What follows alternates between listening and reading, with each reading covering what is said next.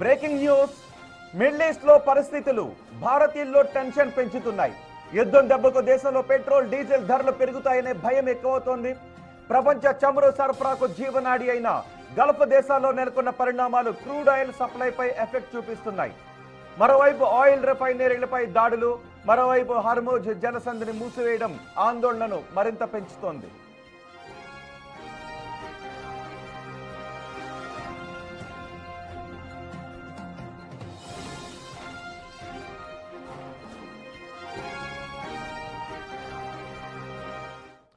Petrol diesel ధరల విషయంలో జనం ఆందోళన నేపథ్యంలో కేంద్రం స్పందించింది. ప్రస్తుతం దేశంలో ఎన్ని రోజులకు సరిపడా ఇంధన నిల్వలు ఉన్నాయో కేంద్రం వెల్లడించింది. ప్రస్తుతం దేశంలో 25 రోజులకు సరిపడా ముడి ఇంధన నిల్వలు ఉన్నాయని ప్రకటించింది. మరో 25 రోజులకు సరిపోయే పెట్రోల్ డీజిల్ నిల్వలు ఉన్నాయని కేంద్రం చెప్పింది. దీంతో మరో 50 రోజుల వరకు పెట్రోల్ డీజిల్ విషయంలో ఎటువంటి టెన్షన్ లేదు అని కేంద్రం ప్రకటించింది. దీంతో పెట్రోల్ డీజిల్ ధరల పెంపు ఉండకపోవచ్చు అని తెలుస్తోంది.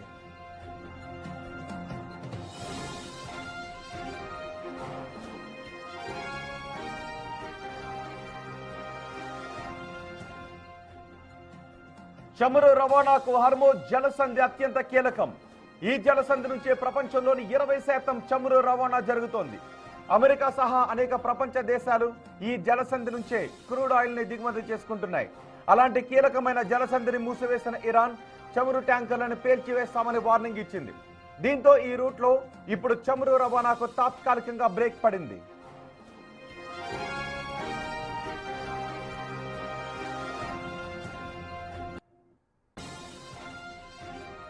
ప్రస్తుత పరిస్థితుల్లో కొన్ని రోజుల పాటు చమురు రవాణాకు బ్రేక్ పడే అవకాశం ఉంది. ఈ ప్రభావంతో క్రూడ్ ఆయిల్ ధరలు పెరుగుదల అప్పటికే మొదలైంది. ఇప్పటికే బ్యారెల్ క్రూడ్ ధర $85లకు చేరింది. ఇది మరింత పెరిగే ప్రమాదం కనిపిస్తోంది. ఈ పరిస్థితులన్నింటినీ గమనిస్తున్న భారత్ ఇతర దేశాల నుంచి చమురు దిగుమతులపై ఫోకస్ పెంచింది. ప్రస్తుతానికి నెల రోజుల పాటు పెట్రోల్ డీజిల్ ధరలలో ఎటువంటి మార్పు ఉండకపోవచ్చని తెలుస్తోంది.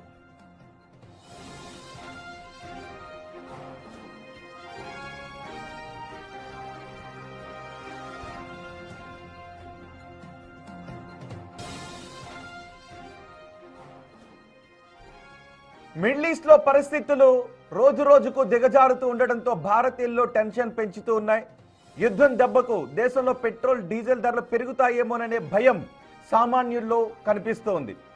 ప్రపంచ చమురు సరఫరాకు జీవనాడి అయిన గల్ఫ్ దేశాల్లో పరిణామాలు క్రూడ్ ఆయిల్ సప్లైపై ఎఫెక్ట్ ను చూపిస్తూ ఉన్నాయి. ఇప్పటికే ఇరాన్ గల్ఫ్ దేశాలపై దాడులకు పాల్పడుతుంది. గల్ఫ్ దేశాల్లో ఆయిల్ పైప్ లైన్లపై దాడులకు పాల్పడుతుంది. దీంతో సప్లైని ప్రొడక్షన్ను గల్ఫ్ దేశాలు తగ్గించాల్సిన పరిస్థితి, కొన్ని చోట్ల ఆపాల్సిన పరిస్థితి ఏర్పడింది. అంతేకాదు ఇరాన్ హర్ముజ్ జలసంధిని మూసివేసింది. ఆ జలసంధిలో ఉన్న ఆయిల్ ట్యాంకర్లపై దాడులు చేస్తాము అని ఇరాన్ చెబుతోంది. ఒకవైపు ఇరాన్ ఎక్కడ కూడా తగ్గకపోవడం మరింత ఆందోళన పెంచుతోంది. దీంతో హర్ముజ్ జలసంధిపై ఆధారపడిన దేశాలలో ఆందోళన పెరుగుతుంది. ఎక్కడ డీజిల్ పెట్రోల్ ధరలు పెరుగుతాయోనని. ఇప్పటికే క్రూడ్ ఆయిల్ ధరలు పెరుగుతూ ఉన్నాయి. అయితే దీనిపై భారత్ ఒక ప్రకటన విడుదల చేసింది. ఇప్పట్లో అంటే రాబోయే 40-50 రోజుల వరకు పెట్రోల్ డీజిల్ ధరలను పెంచే అవకాశం లేదు అని తెలుస్తుంది.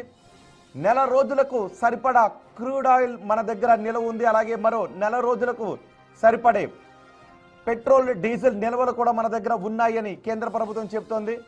దీంతో సుమారు 50 రోజుల వరకు డీజిల్ పెట్రోల్ ధరలను పెంచాల్సిన అవసరం ఉండకపోవచ్చు అని అభిప్రాయపడుతుంది.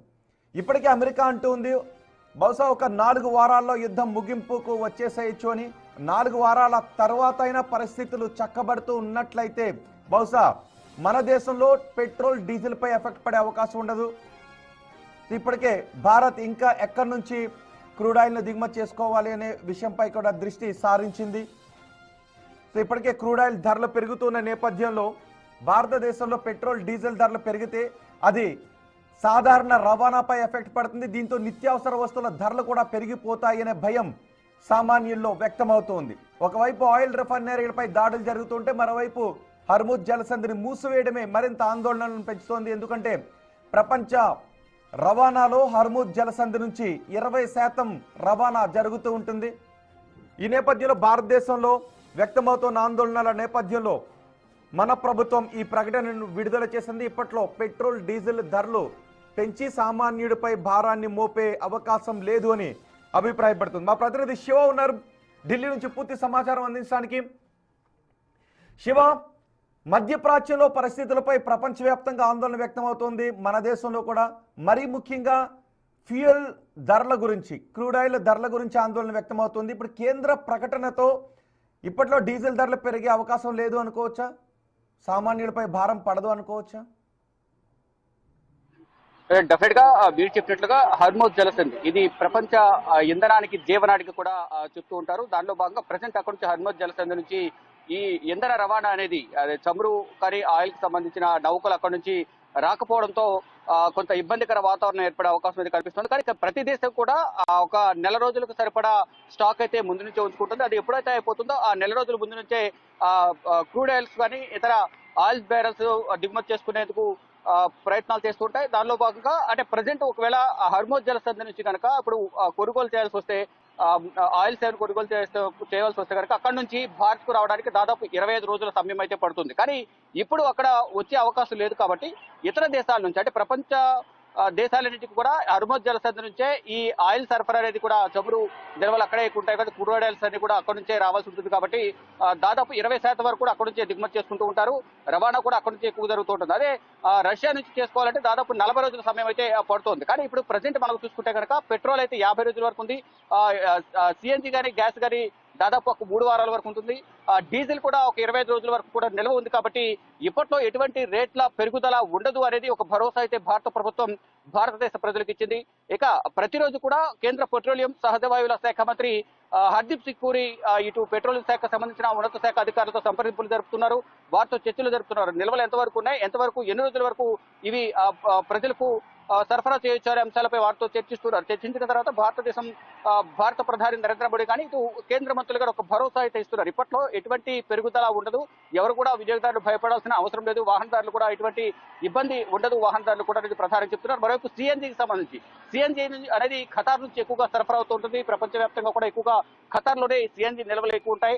అక్కడ కూడా ఖతార్ పైన కూడా ఇరాన్ దాడులు చేస్తుంది. ఆ గ్యాస్ పైప్ లైన్లపై కూడా దాడి చేసిన పరిస్థితి కనిపిస్తుంది. అక్కడ కూడా అన్ని కూడా శిథిలావస్థకు చేరుకునే అవకాశంగా కూడా ఈ దాడుల వల్ల కనిపిస్తున్నాయి. కానీ ఏదైతే ఇప్పుడు అమెరికా ఇజ్రాయెల్ చేస్తున్న దాడుల వల్ల Gulf countries group of cooperation council లో ఉన్న 6 దేశాలు ఏవైతే ఉన్నాయో సౌదీ అరేబియా కానీ, జోర్దాన్, బహ్రెయిన్, ఇతర దేశాలు 6 దేశాలు ఏవైతే ఉన్నాయో ఆ 6 దేశాలు కూడా ఇప్పుడు మా దేశ భద్రతకు ముప్పు వాటిల్లే అవకాశం ఉంటుంది కాబట్టి మాపై దాడులు చేయొద్దు, ఇంతటితో దాడులు ఆపాలంటూ కూడా ఇరాన్ కు హెచ్చరికలు జారీ చేస్తున్నారు. మీరు వెనక్కి తగ్గకపోతే మేము కూడా ఇజ్రాయెల్ అమెరికాతో పాటు దాడి చేయాల్సి వస్తుంది అనేది కూడా కొన్ని సంకేతాలను కూడా పంపిస్తున్న పరిస్థితి కనిపిస్తోంది. కానీ ఇప్పుడు ఒకటే ప్రధానంగా అందరి సమస్య ఒకటే, ఇక్కడ క్రూడ్ ఆయిల్స్ కనుక రాకపోతే ఈ రేట్లు అనేవి భారీగా పెరిగే అవకాశం ఉంటుంది అనేది కూడా అందరూ భావిస్తున్నారు. కానీ భారత్ లో మాత్రం అటువంటి ఇబ్బంది లేదు అనేది కూడా కేంద్ర ప్రభుత్వం ఇప్పటికే తేల్చి చెప్పింది.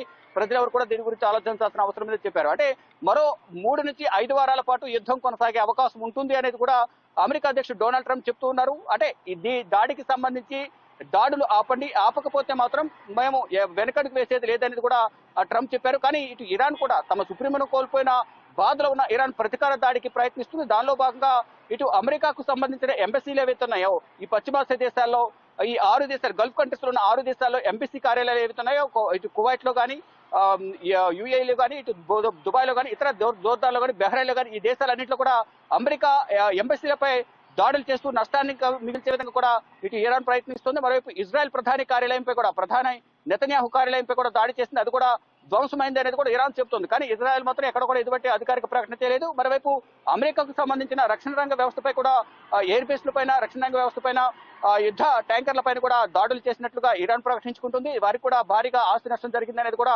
ఇరాన్ చెబుతోంది.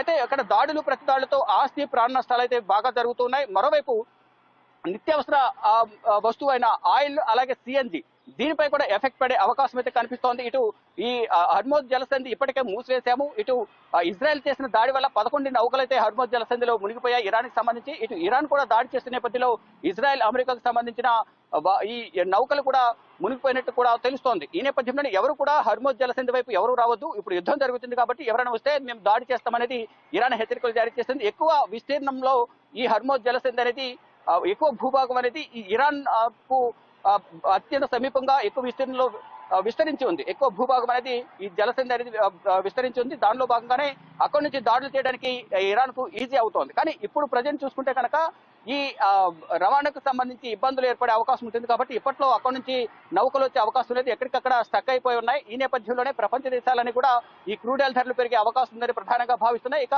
ఈ ఆయిల్ బ్యారెల్స్ ఏవైతున్నాయి, ఒక్కొక్క ఆయిల్ బ్యారెల్ అనేది 159 లీటర్లు ఉంటుంది. అంటే ముడి సరుకు దాని నుంచి సిఎన్జి, అలాగే డీజిల్, అలాగే పెట్రోల్, ఇతర ఆయిల్స్ అనేవి దాని నుంచి డివైడ్ చేస్తారు. డివైడ్ చేసిన తర్వాత రకరకాలుగా దాన్ని క్రూడ్ ఆయిల్ ను వినియోగిస్తూ ఉంటారు. అలా అనేక బ్యారెల్స్ అనేవి ఇప్పుడు ప్రజెంట్ నిల్వ అయితే భారత్ వద్ద ఉన్నాయి కాబట్టి ఇప్పట్లో ఎటువంటి ఇబ్బంది లేదు అనేది కూడా చెప్తున్నారు. ఇక ప్రధానంగా యుద్ధం రావడానికి ప్రధాన కారణం యురేనియాన్ని శుద్ధి చేయడం ద్వారా అణు బాంబులను ప్రధానంగా ఇరాన్ తయారు చేయాలని చూస్తుంది. దాని ద్వారా విధ్వంసం క్రియేట్ చేసే అవకాశం ఉంటుంది. అదొక ఉగ్రవాద దేశం. మరొక హెజ్బుల్లా ఏదైతే ఉందో పక్కనున్న హెజ్బుల్లా దేశం కూడా ఇరాన్ కు సమర్థిస్తూ రెండు దేశాలు కలిసి ఇప్పుడు ఇజ్రాయెల్ అమెరికా పైన దాడి చేస్తున్నాయి. ఇటు హెజ్బుల్లా అనేది ప్రధానంగా ఉగ్రవాద దేశం. దానికి ఇరాన్ సపోర్ట్ చేస్తుంది కాబట్టి మేము ఈ అణు బాంబుల తయారీని వ్యతిరేకిస్తున్నామనేది ఇజ్రాయెల్ చెప్తుంది. దానిలో భాగంగా మేము దేశ రక్షణ కోసం, ప్రపంచ రక్షణ కోసమే మీ దాడులు చేస్తున్నాం తప్ప ఎక్కడ వ్యక్తిగత స్వార్థం లేదు అనేది ఇజ్రాయెల్ ప్రధాని. ఇప్పుడు ముఖ్యంగా యురేనియం అంటే హర్మోజ్ జలసంధి నుంచి కాకుండా రష్యా నుంచి కానీ ఈ ఆయిల్ ఇంపోర్ట్స్ ను పెంచుకునే దిశగా ఇప్పుడు భారత్ ఏమన్నా ఆలోచన చేస్తుందా?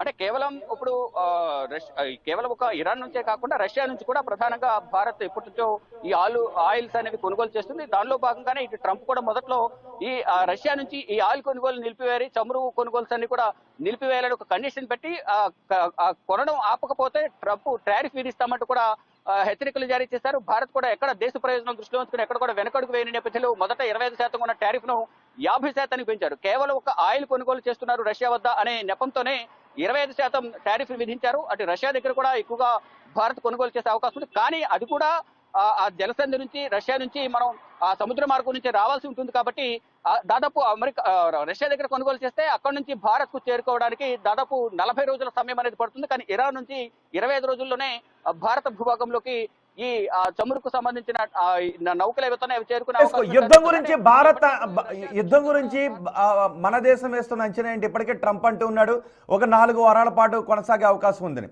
కానీ ఇరాన్ మాత్రం ఎక్కడ తగ్గే పరిస్థితి కనిపించట్లేదు లేదు. గల్ఫ్ దేశాలపై అదే దాడులను కొనసాగిస్తుంది. గల్ఫ్ దేశాల్లో సివిలియన్స్ ఉన్న ప్రాంతాలను టార్గెట్ చేసుకుంటుంది.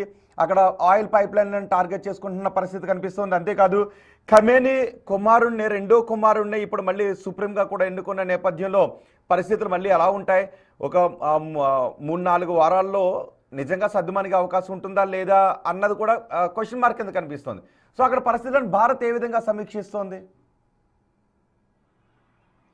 ఒకవేళ ఆ 3 వారాల పాటు కనుక యుద్ధం కొనసాగితే మరీ ముఖ్యంగా భారీగా నష్టపోయేది ఇరానే. ఎందుకంటే ఇప్పటికే దేశ సుప్రీంను కోల్పోయింది, అయతుల్లా ఖమేనీని కోల్పోయింది. ఇప్పుడు అతని స్థానంలో ఆయన రెండవ కుమారుడు ముస్తాఫా ఖమేనీని నియమించారు. అతని ముందు కూడా చాలా సవాళ్లు ఉన్నాయి. ఆర్థికంగా కుదేలైపోయింది, భారీగా ఆస్తి నష్టం, ప్రాణ నష్టం జరుగుతోంది. కానీ ఇప్పుడు ఈ సందర్భంలో ఎంత దాడి చేసినప్పటికీ కూడా ప్రతీకారం, పోయిన ప్రాణం తిరిగి రాదు. కానీ ప్రతీకార దాడి అనేది ఉండబోతోంది. కన్నుకు కన్ను, ప్రాణానికి ప్రాణం తీస్తాము అనేది ఒక నినాదంతో ఇరాన్ ముందుకు వెళ్తోంది. ఇటు కానీ అగ్రరాజ్యమైన అమెరికాను ఢీకొని ఇరాన్ నిలవగలదా? ఒకవేళ పూర్తి స్థాయిలో అమెరికా దాడులు చేస్తే మాత్రం మరింత ప్రాణ నష్టం, ఆస్తి నష్టం కూడా జరిగే అవకాశం ఉంటుంది. కొన్ని సంవత్సరాల పాటు మళ్ళీ ఆ పునర్నిర్మాణం జరగాలంటే ఇరాన్ కొన్ని సంవత్సరాల సమయం అయితే పడుతోంది. కానీ ఎక్కడ కూడా ఎవరు వెనుకడుగు వేసే ప్రసక్తే లేదనేది కూడా ఢీ అంటే ఢీ అనే విధంగా కూడా దాడులు చేసుకుంటున్నారు. ఇటు అమెరికా అధ్యక్షుడు డొనాల్డ్ ట్రంప్ కూడా వారు కలబేరానికి వచ్చారు. కానీ మేము దాడి చేస్తాము, భీకర యుద్ధం క్రియేట్ చేసే అధునాతన యుద్ధ సామాగ్రి మా దగ్గర ఉంది, మేము వెనకడుగు వేయము అంటే వారంటూ చూస్తామంటూ ట్రంప్ చెప్తున్నారు. ఆయన అడుగుజాడల్లోనే ఇజ్రాయెల్ ప్రధాని బెంజమిన్ నెతన్యాహు కూడా కాలు దూతున్న పరిస్థితి కనిపిస్తుంది. ఇటు ఎక్కడ కూడా మేము కూడా తక్కువ కాదన్నట్టుగా ఇరాన్ కూడా అదే విధంగా దాడులు చేస్తున్నారు. అంటే దాడులు ప్రతి దాడులతో ఒకవేళ మరో 3 వారాల పాటు ఇదే విధంగా కొనసాగితే మాత్రం ఇరాన్ కు భారీగా నష్టం వాటిల్లే అవకాశం అయితే కనిపిస్తుంది. అట్ ద సేమ్ టైం అమెరికాకు నష్టం వాటిల్లినప్పటికీ అదొక ధనిక రాజ్యం కాబట్టి, ధనిక దేశం కాబట్టి దానికి ఎటువంటి ఇబ్బంది ఉండదు. కానీ ఇరాన్ కు మాత్రం ఇప్పటికే ఆర్థికంగా కుదేలైన ఇరాన్ ఇప్పుడు మళ్ళీ యుద్ధం జరిగితే కనుక, మళ్ళీ కంటిన్యూ అయితే కనుక భారీగా ఆస్తి నష్టం జరిగే అవకాశం ఉంటుందని ప్రధానంగా వారి ఎయిర్ బేస్లు, రక్షణ రంగ వ్యవస్థపై దాడి చేస్తూ ఉన్నారు. అంటే దేశ భద్రతకు వారు భద్రత కల్పించే రక్షణ రంగ వ్యవస్థ ఏదైతే ఉందో అది కానీ, ఎయిర్ బేస్లు కానీ, ఇతర కీలకమైన స్థావరాలపై ఇజ్రాయెల్ అలాగే అమెరికా దాడులు చేస్తున్నాయి. దాని ద్వారా భారీగా నష్టం జరుగుతోంది. అంటే ఒక్క రోజు యుద్ధం చేయడానికి అమెరికాకు 7,000 కోట్లు అనేది భారత కరెన్సీ ప్రకారం ఇరాన్ పై దాడి చేసినందుకు 7,000 కోట్లు ఖర్చు చేస్తుంది ఒక రోజుకు. ఇటు కేవలం ప్రధానంగా ఇక్కడ అమెరికా 3 నుంచి 4 మిలియన్ డాలర్ల డ్రోన్స్ వినియోగిస్తుంటే, ఇటు ఇరాన్ మాత్రం ప్లాస్టిక్ డ్రోన్లను ప్రయోగిస్తుంది. 3 నుంచి 10 డాలర్లు, కేవలం 3 నుంచి 10 డాలర్లు ఓన్లీ. కానీ అక్కడ మిలియన్ డాలర్, అమెరికా మాత్రం మిలియన్ డాలర్లు వినియోగిస్తోంది. ఇటు ఇరాన్ మాత్రం డాలర్లు, కేవలం డాలర్లు మాత్రం 3 నుంచి 10 డాలర్ల డ్రోన్లు ఏవైతే ఉంటాయో ఆ డ్రోన్లు మాత్రమే వినియోగిస్తూ, ప్లాస్టిక్ డ్రోన్లను వినియోగించి తప్పుదోవ పట్టించే ప్రయత్నం అయితే ఇరాన్ చేస్తుంది. అంటే ఈ విధంగా ఏదైతే విధంగా మాకు నష్టాన్ని మిగిల్చారు కాబట్టి ఆర్థికంగా అమెరికాకు కూడా అదే విధంగా నష్టాన్ని మిగిల్చాలి, ఇజ్రాయెల్కు అదే విధంగా నష్టాన్ని మిగిల్చాలి అనేది కూడా ప్రధానంగా ఇరాన్ భావిస్తోంది. దానిలో భాగంగానే ఇప్పుడు దాడులు ప్రతిదాడులతో ఆస్తి నష్టం అయితే భారీగా జరుగుతుంది. అంటే పంతానికి పోయి ఒకరిపై ఒకరు దాడులు చేసుకుంటున్నారు. దీని ద్వారా అటువైపు ఇటువైపు సైన్యం ప్రాణాలు కోల్పోతుంది, సామాన్య ప్రజలు కూడా ప్రాణాలు కోల్పోతున్నారు. అంటే ఇటు ఇరాన్ పై కూడా ఒక స్కూల్ పై దాడి చేసిన నేపథ్యంలో దాదాపు 56 మందికి పైగా కూడా స్కూల్ విద్యార్థులు ప్రాణాలు కోల్పోయారు. వారితో పాటు ఉపాధ్యాయులు, ఇతర మొత్తం 169 మందికి నేను ఒకేసారి అంత్యక్రియలు ఇరాన్ నిర్వహించింది. అంటే అక్కడ ఎయిర్ బేస్, గతంలో అక్కడ ఎయిర్ బేస్ ఉండేది, దాన్ని ఉద్దేశించి ఒక టార్గెట్ చేశాను తప్ప స్కూల్ పై మేము టార్గెట్ చేయలేదు అనేది కూడా ఇజ్రాయెల్, అమెరికా అధికారికంగా ప్రకటించాయి. కానీ వాళ్ళు కావాలని చేశారనేది ఇరాన్ ప్రతీకార దాడికి దిగుతోంది. ఏదేమైనప్పటికీ ఒక అణు ఒప్పంద చర్చలు విఫలమైన నేపథ్యంలో అమెరికా అధ్యక్షుడు డొనాల్డ్ ట్రంప్ ఒక ప్రకటన చేయడం, అణు ఒప్పంద చర్చలు విఫలమయ్యాయని ప్రకటన చేయడం, వెంటనే రంగంలో దిగిన ఇజ్రాయెల్ ప్రధాని నెతన్యాహు ఆదేశాల మేరకు అక్కడ రక్షణ వ్యవస్థ అంతా కూడా దాడి చేసిన నేపథ్యంలో మొదటి ఆ దాడిలోనే ఈ ఇరాన్ సుప్రీమో అయతుల్లా ఖమేనీ మృతి చెందడం, వారి కుటుంబ సభ్యులు, వారి భార్య కూడా ఈ దాడిలో తీవ్రంగా గాయపడి ఆసుపత్రిలో ట్రీట్మెంట్ పొందుతూ మృతి చెందారు. ఆయన అల్లుడు, మనవరాలు కూడా మృతి చెందని చెప్తున్నారు. మరోవైపు ఈ రక్షణ శాఖకు సంబంధించిన కీలక అధికారులు కూడా మృతి చెందారు. దాదాపు 40 మంది చనిపోయినట్టు తెలుస్తుంది. అంటే ఒక మీటింగ్ జరుగుతోంది, మీటింగ్ జరుగుతున్న సందర్భంలో అక్కడ క్యాప్చర్ చేసి అక్కడే ఉన్నారు అనేది కూడా తెలుసుకుని అక్కడ శాటిలైట్ అంతా కూడా హ్యాక్ చేసి ఈ దాడి చేసే విధానం కూడా వారికి తెలియకుండా విధంగా అమెరికా, ఇజ్రాయెల్ సంయుక్తంగా హ్యాక్ చేసి అక్కడ దాడి చేశారు. ఆ ప్రమాద దృశ్యాలు కూడా చూస్తే కనుక ప్రధానంగా మొత్తం పిండి అయిపోయినట్టు కూడా ప్రధానంగా 30 మిసైల్స్, ఒక్కొక్క మిసైల్ 1000 కిలోల మిసైల్ ను వినియోగించారు. 30 కిలో అంటే దాదాపు 30 కిలోల మిసైల్ ను వినియోగించి దాడి చేసిన నేపథ్యంలో అక్కడ మొత్తం కూడా ఎటువంటి ఆనవాళ్లు లేకుండా ఖమేనీ, వారి కుటుంబ సభ్యులు, మరోవైపు మొత్తం వ్యక్తిగత సిబ్బంది, రక్షణ రంగ శాఖకు సంబంధించిన అధికారులు, మంత్రులందరూ కూడా మొత్తం చనిపోయినట్లు కూడా తెలుస్తుంది. ప్రజెంట్ చూసుకుంటే కనుక 5వ రోజు ఇటు పశ్చిమాసియా దేశాలు, గల్ఫ్ కంట్రీస్ 6 దేశాలు, మరొక ఇజ్రాయెల్, అమెరికా పైన ఇరాన్ దాడులు చేస్తుంది. ఈ దాడులు ప్రతిదాడులతో ఇరాన్కే ఎక్కువ నష్టం అనేది కూడా అంతర్జాతీయ నిపుణులు భావిస్తూ ఉన్నారు. రోహిత్. రైట్ శివ, 5 రోజులుగా మధ్యప్రాచ్యం అట్టుడికిపోతూనే ఉంది. ఇజ్రాయెల్, అమెరికా చేసిన దాడులతో ఇరాన్ అతలాకుతలమవుతోంది. దీని ప్రభావం ప్రపంచ దేశాలపైన పడుతోంది. కొన్ని దేశాలు ఇరాన్కి మద్దతు ప్రకటిస్తూ ఇరాన్ దాడిని ఖండిస్తున్నప్పటికీ అవేవి నేరుగా ఇరాన్ పక్షాన నిలబడి, ఇరాన్ పక్కన నిలబడి యుద్ధంలోకి ఎంటర్ అయ్యే అవకాశం లేదు. ఒక దశలో అలాంటి అనుమానాలు కూడా వ్యక్తమయ్యాయి.